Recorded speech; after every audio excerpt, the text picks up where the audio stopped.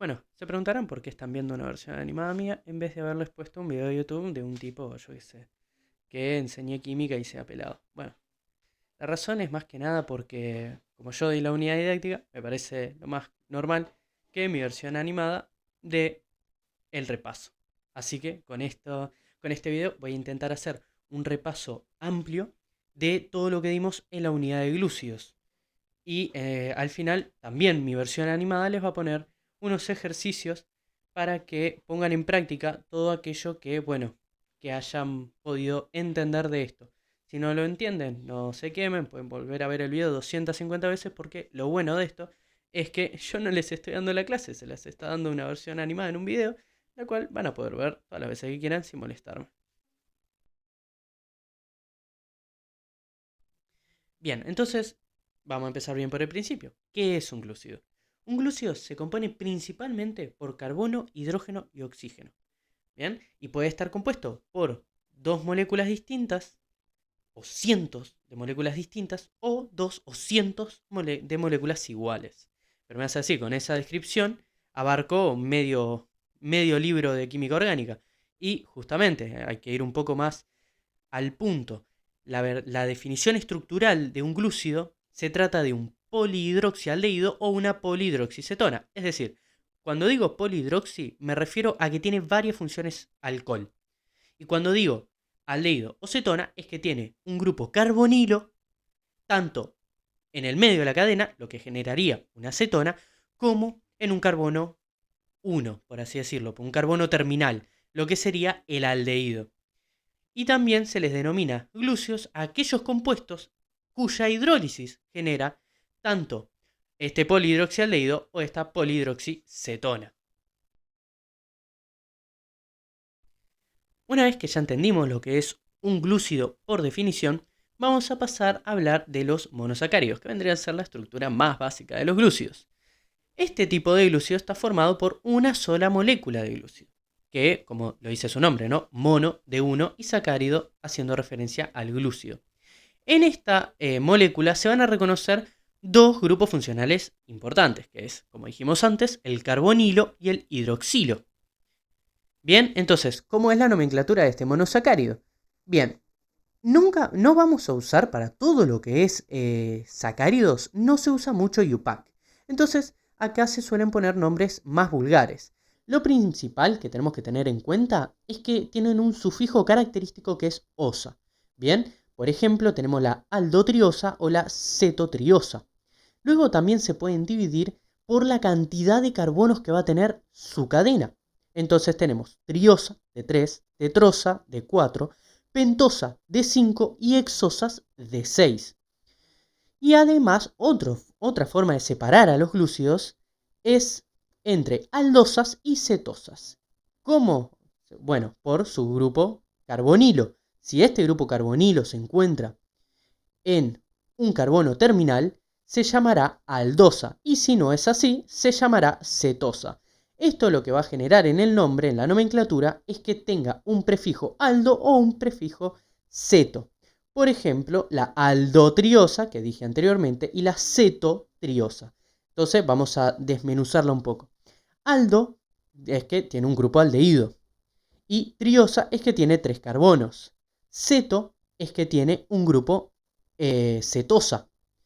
Y triosa es que tiene 3 carbonos. Otros ejemplos sería la aldopentosa y la cetohexosa, que esas se las dejo a ustedes para que la piensen un poco más y me digan después en los comentarios. Como si tuviera comentarios, esto es una página web. Bien, y ahora vamos a hablar de otra cosa muy característica de los sacáridos, que es la isomería óptica, que ya un poco la vamos a ver ahora en proteínas, un poco más adelante, pero que en los glúcidos, en los sacáridos, son también muy importantes. En el monosacárido más sencillo que puede existir, que vendría a ser la aldotriosa, también conocida como el gliceraldehído, en este caso hay una isomería óptica, es ópticamente activa. ¿Esto qué quiere decir? Que la imagen especular no es superponible a la primera molécula, sino vean esta imagen donde tenemos el gliceraldehído y el gliceraldehído especular, por así decirlo, y cuando los superponemos van a ver que no lo hacen, no se superponen exactamente, como las palmas de nuestras manos. En casi todos los glúcidos existen varios carbonos quirales, ¿bien? Por ende, arbitrariamente se seleccionó al último carbono quiral para determinar si la molécula es D o L. Bien, entonces, más datos sobre la isomería óptica, por ejemplo, es que los azúcares de la serie D, es decir, todos aquellos que son de algo, como de glucosa, de fructosa, son isómeros especulares de la serie L del mismo nombre. Bien, tiene lógica. Y además de que, otro dato interesante es que si ven que muchas veces decimos de glucosa, es porque la mayoría de los glúcidos naturales tienen configuración D. Es bastante complicado encontrar uno L. Por eso nos vamos a centrar normalmente en la serie D. Además de que la mayoría de los glúcidos presentes en la naturaleza son hexosas. Por ende, también nos vamos a centrar en todas las hexosas de la serie D. Dentro de la serie D de las aldohexosas, recuerden, aldo viene del grupo aldehído y hexosa de los 6 carbonos de la cadena, vamos a encontrar 8 moléculas que podemos observar que son diasterómeros. Si bien son, obviamente, isómeros ópticos, no son 100% especulares. No es la imagen especular una de otra. ¿Por qué no es la imagen especular una de otra? Bueno, porque recuerden que el último carbono quiral siempre va a estar a la derecha en una proyección de Fisher. Por ende, nunca vamos a tener una imagen especular dentro de una misma serie. Jamás. Entonces, recuerden, algo importante para recordar son los epímeros. Los epímeros son aquellos glúcidos que solo difieren en un solo átomo de carbono. Se debe indicar qué carbono es de ese epímero. Por ejemplo, porque claro, vale decir, este es epímero de este otro y no sabes dónde es epímero, ¿no? Tiene lógica. Entonces, por ejemplo, la D-glucosa es epímera en el cuarto carbono de la D-galactosa. Acá la pueden ver. Y además, esto se puede dar al otro lado. Por ejemplo, yo puedo decir que la D-galactosa es epímera de la D-glucosa en el cuarto carbono. Porque la relación quién va primero o quién va después, no importa, siempre van a ser de ese mismo carbono las dos epímeras. Dentro también, ahora pasando ya a las cetohexosas, recuerden, ceto de cetona, hexosa de 6 átomos de carbono en la cadena. Bien, esta serie D funciona muy parecida a la serie D de las aldohexosas, solo que recuerden, acá hay un carbono más que no es ópticamente activo. Por ende, no va a tener la misma cantidad de isómeros ópticos que las aldohexosas. Eso lo deben tener en cuenta a la hora de hacer los ejercicios que voy a hacer después. Bien, una vez que ya entendemos un poquito más sobre monosacáridos, vamos a centrarnos en la fórmula hemiacetálica. La fórmula hemiacetálica es un poco complicada a la hora de proyectarla, de dibujarla, entonces es muy importante que si algo no les queda claro, vean otra vez el video, vean las animaciones que dejamos durante el video y practiquen mucho, porque es compleja de dominar. Bien, entonces se van a preguntar si es tan compleja de dominar, si tengo que ver un video 250 veces, si tengo que dibujarlo 300. ¿Por qué se enseña? Bueno, fácil. Porque muchas de las reacciones se pueden explicar con la fórmula que ya habíamos viendo de Fischer, todo esto. Pero muchas otras solamente se pueden explicar por una fórmula cíclica. Entonces, ¿cómo se genera esta forma cíclica de un monosacárido? Bueno, a través de los grupos carbonilos y los grupos hidroxilos, o sea, los alcoholes y el carbonilo. Esta reacción, que es reversible, va a terminar generando lo que se llama hemiacetal, y de ahí viene el nombre, forma hemiacetálica. Bien, ¿y cómo es que se produce esto en una aldohexosa, por ejemplo? Bueno, acá lo van a ver en una animación, bien, como pueden ver, el carbonilo, bien, va a reaccionar con un hidroxilo y se va a ciclar. Normalmente en las aldohexosas esto va a suceder con el carbono 5. Bien, entonces observen cómo el primer carbono, al cual vamos a llamar carbono anomérico, se va a ciclar con el hidroxilo del carbono 5. Bien, formando así un ciclo de 6 átomos, donde 5 son carbonos y un sexto que es oxígeno. Ahora, van a ver algo muy interesante a la hora de ver una aldohexosa ciclada. Y es que el primer carbono, que no era quiral, ¿okay? Porque era el carbono del grupo aldehído, ahora es quiral. Es decir, que ahora va a haber un nuevo isómero óptico más. Bien, es por esta razón de este carbono que de repente pasa a ser quiral, que pasa a tener nombre de alfa o beta. Es decir, alfa, si el primer hidroxilo, ¿ok? Si el hidroxilo del primer carbono está a la derecha, y beta, si está hacia la izquierda, ¿ok? Entonces, aquellos isómeros que se diferencian en ese primer carbono se llaman anómeros. Y el átomo de carbono se denomina, como ya dije, carbono anomérico. ¿Cómo pasaría a ser entonces la nomenclatura? Porque obviamente con esto cambia totalmente la nomenclatura del glúcido en cuestión. Bien, en el caso de la glucosa, ¿ok? Pasaría a tener alfa si el hidroxilo del carbono anomérico se encuentra hacia abajo en una proyección de Fischer, y beta si ese mismo hidroxilo está hacia arriba en una proyección de Fischer. Y luego la glucosa pasaría a llamarse glucopiranosa, haciéndole referencia al pirano, el cual se parece bastante.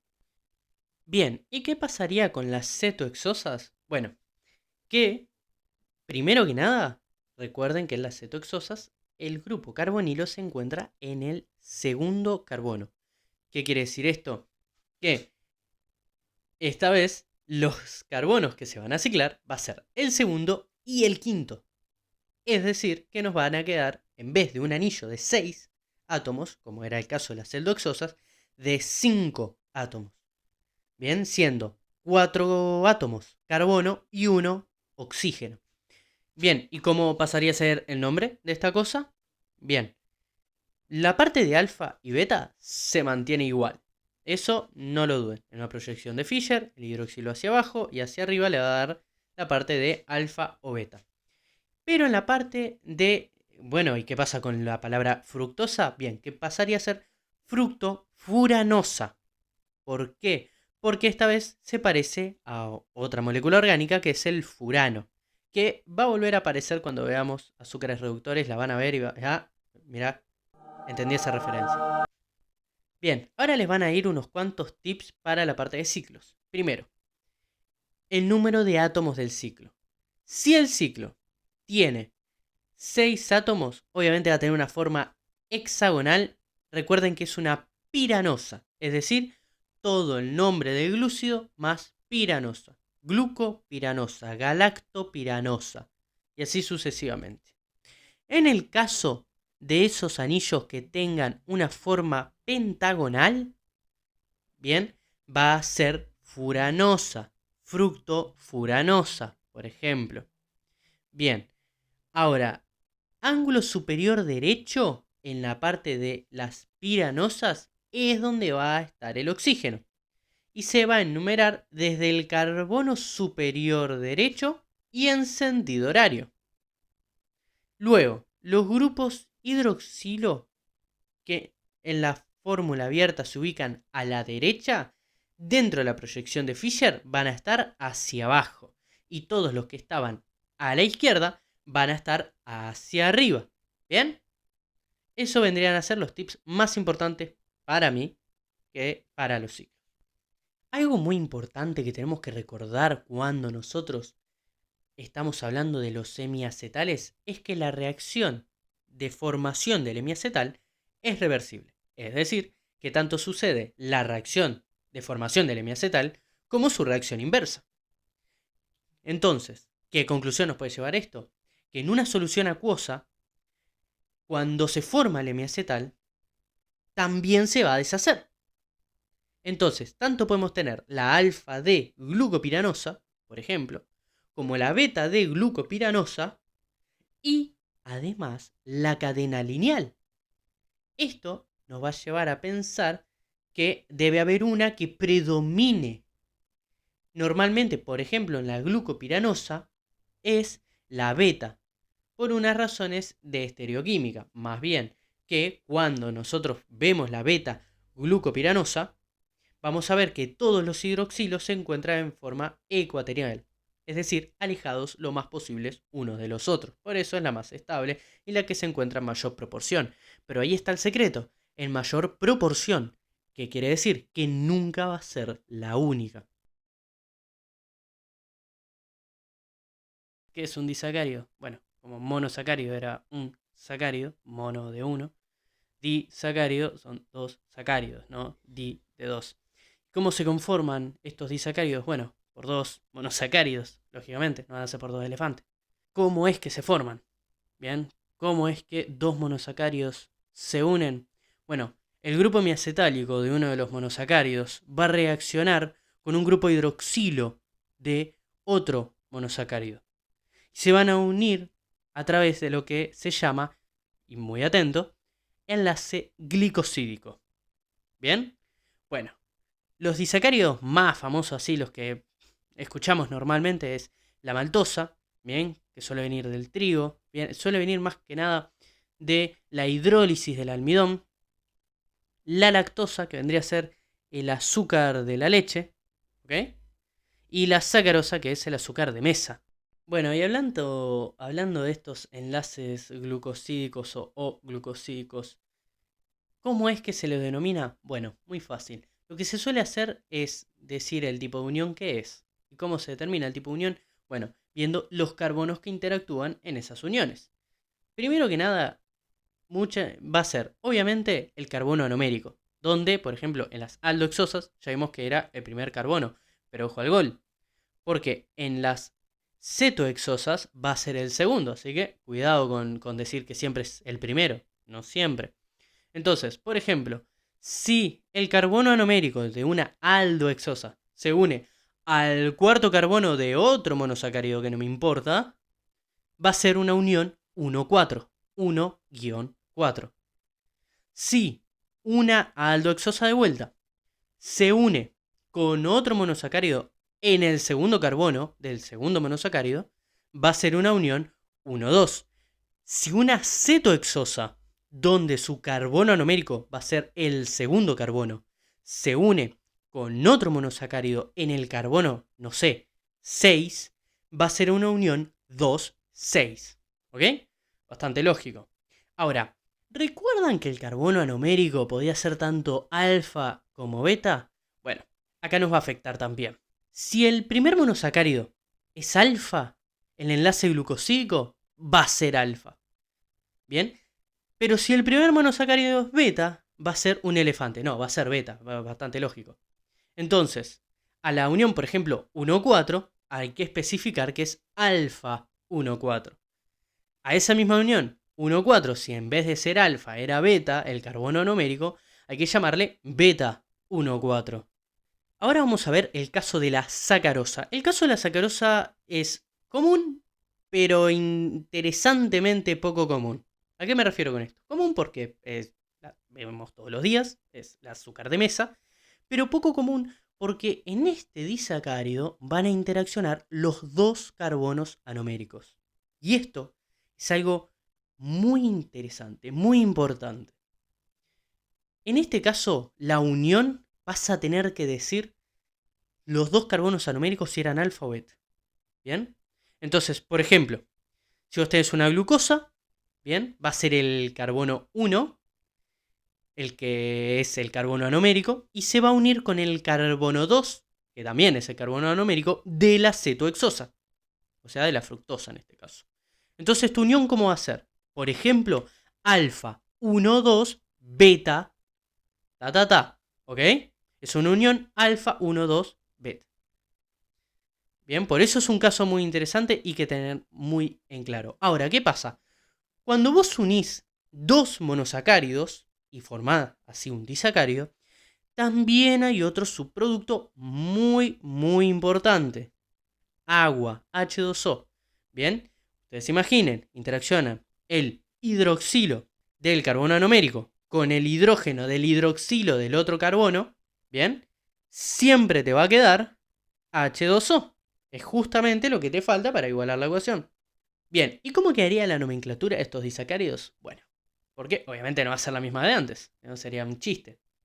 Bien, lo primero sería nombrar al primer disacárido, ¿bien? Al que su carbono anomérico va a formar el disacárido. Y se le va a poner el sufijo osil, ¿bien? Entonces, si vos tenés una glucopiranosa, va a pasar a ser una glucopiranosil, ¿bien? Si vos tenés una galactopiranosa, vas a tener una galactopiranosil, ¿bien? Así de sencillo. Si vos tenés una fructofuranosa, vas a tener una fructofuranosil, ¿bien? Bastante claro. Luego vas a poner entre paréntesis los carbonos que van a estar involucrados en el enlace, unidos entre sí o separados entre sí por una flecha. En vez de un guión, como hacíamos antes, con lo de unión 1,4, por ejemplo, vas a poner una flecha. Entonces, vamos a seguir con el caso de la glucopiranosil. Vas a poner alfa glucopiranosil 1,4 alfa. En realidad, voy a aclarar, en el segundo disacárido no es necesario que le pongas el alfa. Puede o no estar, pero no es necesario, porque si el carbono anomérico está libre, puede ser tanto alfa como beta como lineal, ¿ok? Entonces no es muy necesario, pero si te lo piden, ponelo. Entonces, sigo con el caso. Alfa glucopiranosil 1,4 alfa glucopiranosa. ¿Vieron? El segundo monosacárido no lleva ningún sufijo, simplemente es glucopiranosa. Ahora bien, ¿qué pasa? Si en el segundo monosacárido también interactúa el carbono anomérico, por ejemplo en la sacarosa, va a tener el sufijo de óxido. ¿Bien? Entonces, nombrando a la sacarosa, por ejemplo, va a ser alfa glucopiranosil 1,4 beta fructofuranóxido. ¿Bien? Ahora, ¿se dan cuenta que acá sí dije el beta y no aclaré nada? Porque en este caso el carbono anomérico sí interacciona. Y ese no va a poder hacer una mutarrotación. Por ende, es necesario aclarar qué orientación tiene el carbono anomérico. Así que en esos casos sí o sí tienen que poner si es alfa o beta. Además de ponerle el sufijo óxido. ¿Bien? Entonces, repasemos. Si interactúa el carbono anomérico del primer monosacárido con un carbono random que no sea el anomérico del segundo monosacárido, el primero tiene el sufijo sil y el segundo no lleva nada. Y se pone en el medio el 1,4. Un ejemplo, la maltosa alfa de glucopiranosil 1,4 glucopiranosa. No es necesario poner si es alfa o beta el segundo monosacárido. Si tenemos dos carbonos anoméricos interaccionando entre sí, los dos van a tener el alfa o beta y además de todo lo otro que dijimos, ¿no? De qué carbonos interactúan entre sí, va a tener el sufijo óxido el segundo monosacárido. ¿Bien? Esto es muy importante, así que si tienen que verlo 17.000 veces, lo ven 18.000. ¿Perfecto? Sigamos. Bueno, ahora vamos a hablar de la hidrólisis. La hidrólisis no es nada nuevo en realidad. Bien, la venimos escuchando hace tiempo y la vamos a volver a escuchar con proteínas. No es una reacción así, única de los glúcidos. Bien, en el caso de los glúcidos, la hidrólisis es la reacción inversa a la formación del disacárido. Es decir, la reacción inversa al enlace, a la formación del enlace glucosídico. Y se ocasiona a través de un medio ácido o en presencia de enzimas específicas, ¿no? Como por ejemplo la sacarasa, por ejemplo la maltasa, enzimas específicas para el rompimiento del enlace glucosídico entre esos monosacáridos, ¿bien? Entonces, este proceso, por ejemplo, en el cuerpo pasa todo el tiempo en la pared intestinal, ¿bien? Y a partir del rompimiento del disacárido en la pared intestinal, ya se puede transportar los monosacáridos al interior de las células. Por ende, es un proceso muy importante para la digestión de estos sacáridos. Bueno, ahora que ya hablamos de los monosacáridos, de los disacáridos y todo esto, me gustaría empezar a hablar de una de las reacciones más interesantes desde un punto de vista teórico que tienen los sacáridos, que es la de azúcares reductores. Selivanov la voy a dejar simplemente en la parte de prácticos porque no veo que se le pueda sacar mucho jugo por estos lugares, ¿no? La voy a explicar más bien en la parte de prácticos. Bien, la práctica de azúcares reductores, bien, es la capacidad que tienen las azúcares de oxidarse.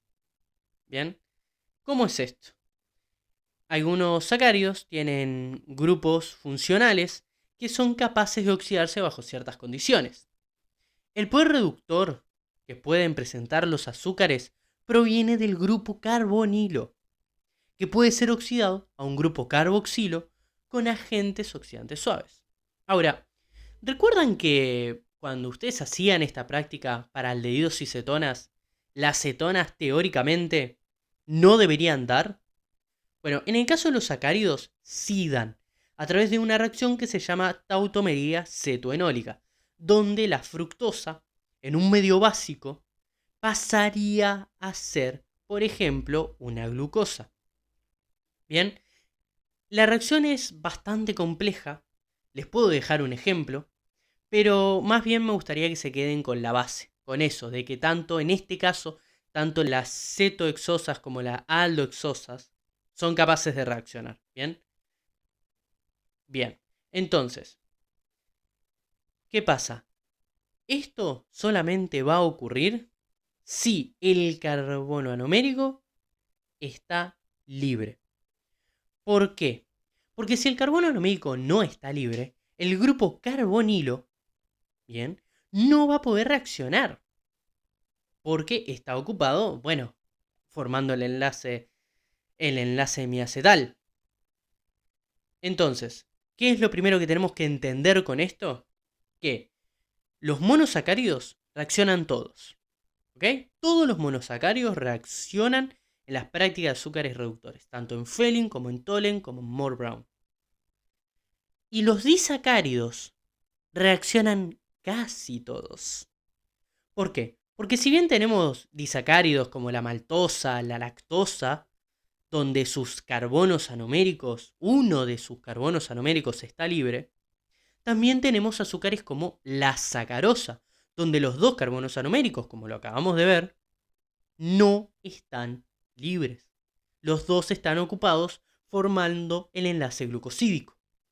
¿Qué quiere decir? Que ningún carbono anomérico va a poder deshacer esa formación de miacetal, ese enlace miacetal, para reaccionar y para oxidarse.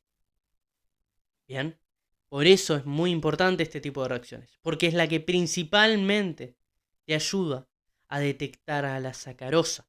Básicamente, eso es lo más importante que tiene esta reacción.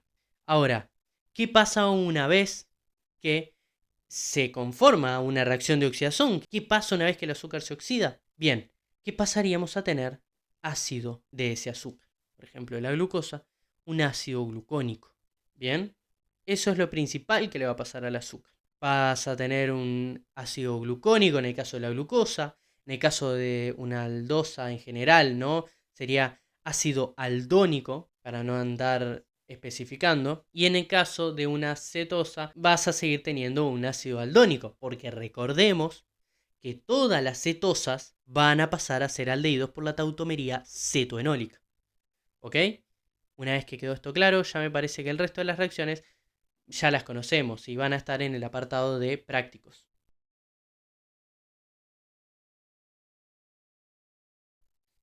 Bien, ahora vamos a empezar con los pesos pesados de los sacáridos. Los así, los más grandes, los más grosos, que son los polisacáridos.